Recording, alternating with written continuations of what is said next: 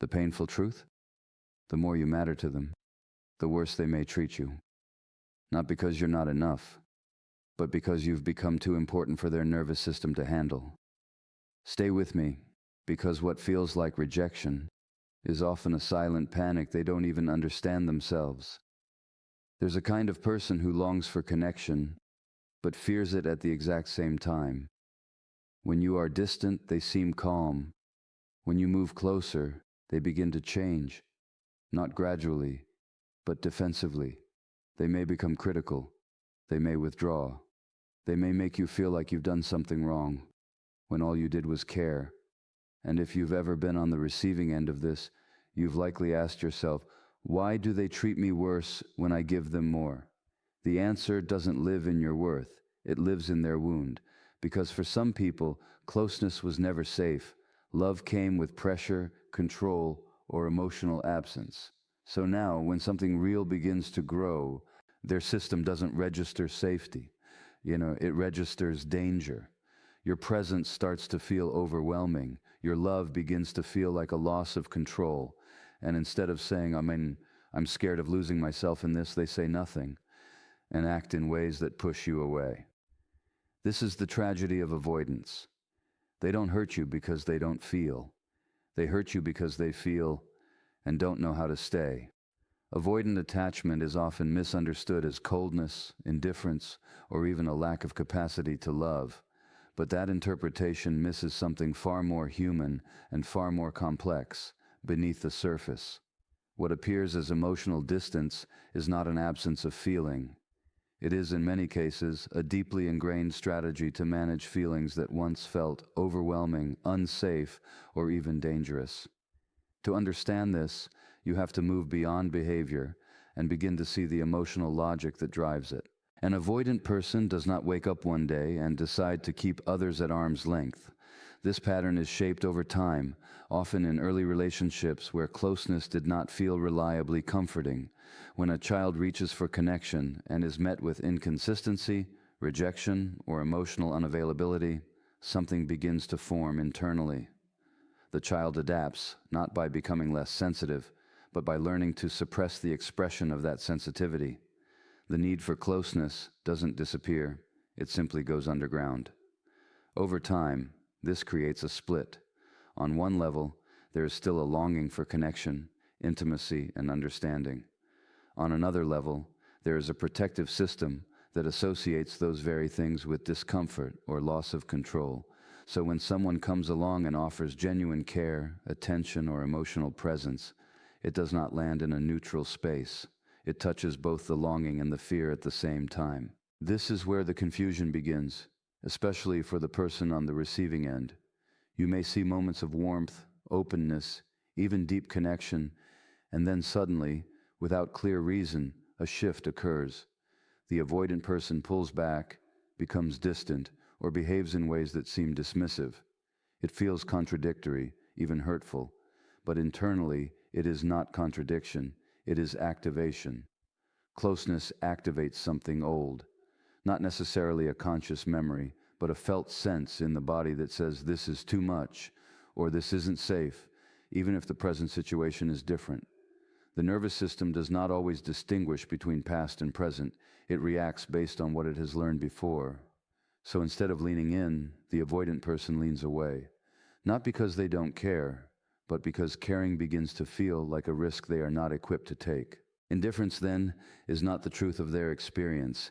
It is the mask that keeps their internal world from becoming exposed. If they were truly indifferent, there would be no need to withdraw so sharply when things become meaningful. The intensity of their distancing often mirrors the intensity of what they feel, but cannot safely process. This is why they may seem most distant at the very moments when connection deepens. There is also a strong association between closeness and the loss of autonomy. For someone with avoidant patterns, independence is not just a preference, it is a form of emotional safety. Depending on others, or even allowing others to depend on them emotionally, can feel like a threat to that safety. So when a relationship begins to carry emotional weight, it may trigger a sense that they are being pulled into something consuming or inescapable. The instinct is to create space, to regain a sense of control, even if that means hurting the other person in the process. What makes this particularly difficult is that avoidant individuals are often not fully aware of these dynamics. They may rationalize their behavior in ways that make sense on the surface, focusing on flaws in the other person, or convincing themselves that the relationship isn't right. These explanations protect them from having to confront the deeper discomfort that intimacy brings up. It is not a calculated act of pushing someone away. It is a reflex shaped by years of emotional conditioning. Understanding this does not erase the impact of their behavior, especially for those who are on the receiving end of it. Being treated with distance or inconsistency can be deeply painful, and it can lead to self-doubt, confusion, and a sense of not being enough. But it is important to recognize that the root of the behavior does not lie in the worth of the other person. It lies in an internal system that has learned to equate closeness with vulnerability in a way that feels unsafe. Avoidant attachment, then, is not a lack of love, but a difficulty in staying present with it. It is a way of protecting oneself from emotional experiences that were once overwhelming, even if that protection now creates distance and disconnection. And until that pattern is brought into awareness and gently explored, it tends to repeat itself, not because the person doesn't care, but because they have not yet learned that closeness can exist without losing themselves. Pause right here. If this resonates, don't ignore it. Reflect on your patterns honestly, and choose awareness over repetition. If you take this personally, you will shrink yourself trying to earn warmth. But this isn't a problem you can fix with more love. In fact, the more you chase, the more they retreat, because what they truly need is not your pursuit, but their own awareness. And what you truly need is not their validation, but your own clarity. You are not too much. You are not the problem. You are simply standing in front of someone who hasn't yet learned how to stay open when something real finally arrives. So the question is no longer, why are they like this? The real question is, how long will I abandon myself trying to understand someone who won't meet me halfway? The closer you get to an avoidant person, the more something subtle yet powerful begins to shift within them, and it often has very little to do with you as an individual and everything to do with what closeness represents in their internal world. At the beginning, when there is space, lightness, and a certain emotional distance, they can appear relaxed, engaged, even deeply interested. There is room to connect without feeling consumed. But as the connection deepens, as consistency grows, as emotional intimacy begins to take shape, a different process quietly activates beneath the surface. Closeness, for someone with avoidant patterns, is not just about affection or companionship. It begins to signal dependency, expectation, and a potential loss of control. What might feel natural and comforting to one person can feel intrusive or overwhelming to another whose early experiences taught them that emotional closeness comes at a cost. So as you move nearer, sharing more of yourself, becoming more available, expressing care more openly, they may not simply receive it as love. Their system may interpret it as pressure. This is where the paradox emerges. The very things that strengthen a bond, consistency, emotional openness, presence, can start to feel like threats to their sense of autonomy. It is not that they consciously decide, this is too much, I need to pull away. It is more instinctive than that. There is a tightening, a subtle discomfort, a sense that something is shifting beyond their control. And because they may not have the language or awareness to name this internal reaction, it often gets expressed through behavior instead. You might notice them becoming less responsive, less expressive, or more critical. Small things that never seemed to bother them before suddenly become points of tension. They may need more space, become harder to reach, or give mixed signals that leave you feeling uncertain. From your perspective, it can feel like the connection is weakening just as it should be strengthening. But from their perspective, it can feel like they are trying to restore balance in a situation that is becoming internally overwhelming. At the core of this reaction is a deep association between closeness and the risk of losing oneself. For many avoidant individuals, early relationships did not allow for both connection and individuality to coexist safely. There may have been experiences where emotional closeness came with expectations they couldn't meet, or where their own needs were overlooked in favor of maintaining a relationship. Over time, this can create a belief, often unconscious, that intimacy requires sacrifice of autonomy. So when you get closer, It is not just your presence they are responding to. It is the meaning their system assigns to that closeness. It can feel as though they are being drawn into something that might eventually limit them, define them, or even overwhelm them. The instinct, then, is to create distance before that imagined loss occurs. Not because they want to lose the connection, but because they are trying to protect themselves from what they fear it might become. This can be especially confusing because the shift often happens after moments of genuine connection. They may open up, share something meaningful, or allow themselves to be emotionally present, and then shortly after withdraw. It can feel like a sudden reversal, but internally it is more like a pendulum. The closer they move toward intimacy, the stronger the counter-movement toward distance becomes. It is an attempt to regulate an internal state that feels unfamiliar or unsafe. For the person on the other side, this can lead to a painful cycle. You may feel compelled to move closer to restore the connection, to reassure, to understand, to fix what seems to be slipping away. But that very movement can intensify their need to pull back, not because your efforts are wrong, but because they amplify the sense of closeness that is already triggering their discomfort. The more you reach, the more they may retreat, creating a dynamic that feels both confusing and emotionally exhausting. It is important to recognize that this reaction is not a reflection of your value or the quality of the connection you offer. In fact, it often happens precisely because the connection is meaningful. If it were not, there would be less internal activation, less need to protect, less urgency to create space. The intensity of their response can be an indirect measure of how significant the connection feels to them, even if they cannot express that directly. What is happening, at its core, is not rejection in the way it appears. It is a protective response shaped by past experiences where closeness did not feel safe or sustainable. Until that association is examined and understood, the pattern tends to repeat itself. Closeness will continue to feel like a threat, and distance will continue to feel like relief, even if that relief comes at the cost of connection. Understanding this does not make the experience less painful, but it can shift the way you interpret it. Instead of seeing their withdrawal as a sign that you have done something wrong or that you are not enough, it becomes clearer that you are witnessing a pattern that was formed long before you entered their life. And while you may be part of what activates it, you are not the cause of it. When an avoidant person begins to withdraw, criticize, or act cold, it is very easy to interpret those behaviors as a sign that you have become less important to them. The mind naturally tries to make sense of the shift. If they cared, they wouldn't act like this. But in many cases, the opposite is closer to the truth. The intensity of those reactions is often not a reflection of disinterest, but of emotional activation that feels difficult to manage. It is not that you matter less. It is that you have begun to matter more than they know how to handle. As emotional closeness deepens, something within them starts to stir. It is not always conscious, and it is rarely expressed directly, but it is powerful. The connection begins to carry weight.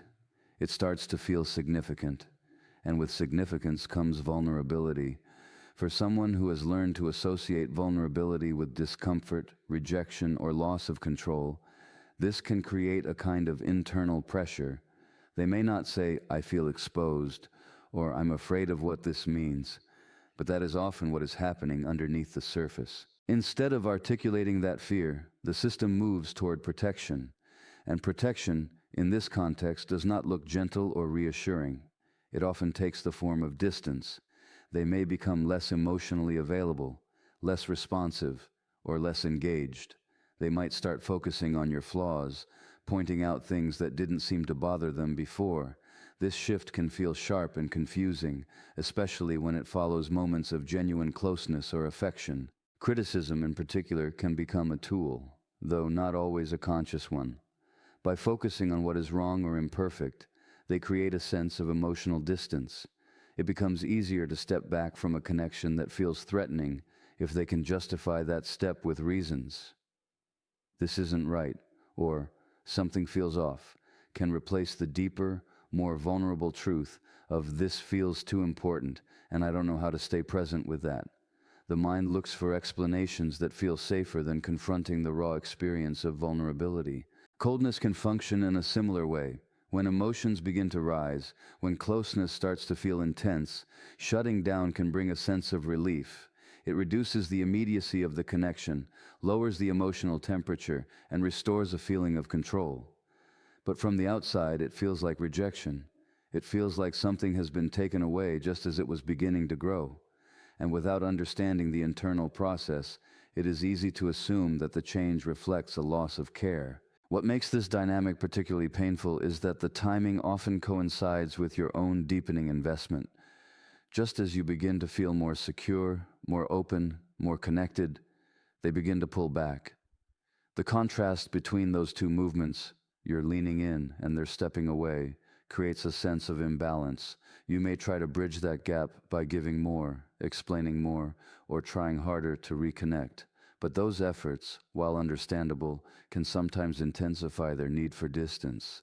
This is not because your care is unwelcome, but because it adds to the very intensity they are struggling to regulate. The more meaningful the connection becomes, the more their internal system may signal that something needs to be contained or controlled. Withdrawal, criticism, and coldness become ways of managing that intensity, even if they come at the cost of hurting you. It is important to recognize that these behaviors are not expressions of emotional absence. In many cases, they are responses to emotional presence that feels overwhelming. If there were no feeling, there would be less need to defend against it. The very fact that they shift so noticeably can be an indication that something significant has been activated within them. But because they have not learned how to stay with that activation in a safe and grounded way, they default to patterns that create distance. For the person on the receiving end, this can create a cycle of self-doubt. You may begin to question your actions, your worth, or the authenticity of the connection. You might wonder if you did something wrong or if you imagined the closeness that once seemed so real. But the shift is not rooted in a sudden change in your value. It is rooted in their difficulty tolerating the emotional weight of what is developing. Understanding this does not mean accepting hurtful behavior or dismissing your own needs. The impact of withdrawal, criticism, and coldness is real, and it deserves to be acknowledged.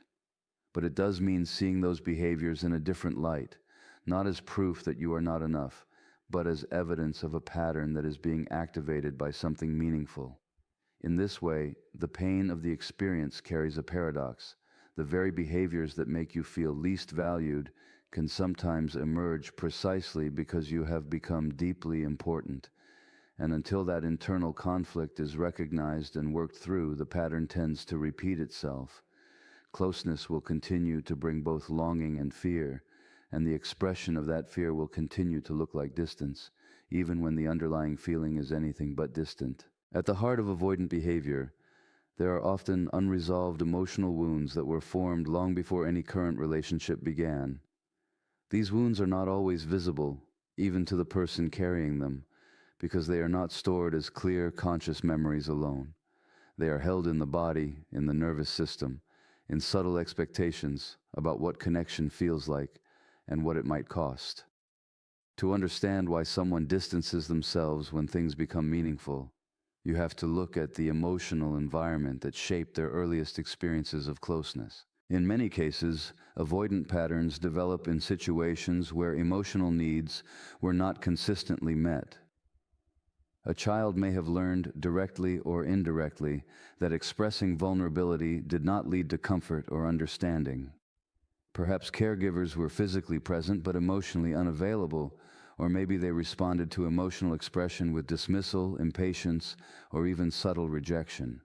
In such an environment, the child is faced with a difficult reality. The natural need for connection remains, but the pathway to fulfilling that need feels unreliable or unsafe. Children are remarkably adaptive. When they cannot change their environment, they change their response to it. Instead of continuing to reach outward and risk disappointment or discomfort, they begin to turn inward. They learn to soothe themselves, to rely on their own internal resources, and to minimize the expression of needs that seem to go unmet. This is not a conscious decision, but a form of emotional survival. Over time, this adaptation becomes ingrained, shaping how they relate to others well into adulthood. What remains largely unprocessed in this adaptation are the original feelings that had no safe place to go, the longing for connection, the pain of not being fully seen or understood, the confusion of inconsistent responses. These experiences do not simply disappear. They become part of the emotional background, influencing how new relationships are perceived and navigated. Because they were never fully acknowledged or integrated, they continue to exert an influence from beneath the surface. When an adult with these unresolved wounds enters into a relationship that begins to feel close or emotionally significant, those earlier imprints can become activated. The present moment may be entirely different from the past, but the body and mind respond as if the old patterns still apply. Closeness may unconsciously trigger expectations of disappointment, pressure, or loss of self. Even if the other person is caring and consistent, the internal system may not fully trust that this experience will unfold differently. This is where the past quietly shapes the present. The avoidant person may not be thinking, "This reminds me of my childhood," but they may feel a sense of unease that seems to come from nowhere. That unease is often the echo of earlier experiences that were never fully resolved. Because those feelings were once managed by creating distance, the same strategy tends to reemerge.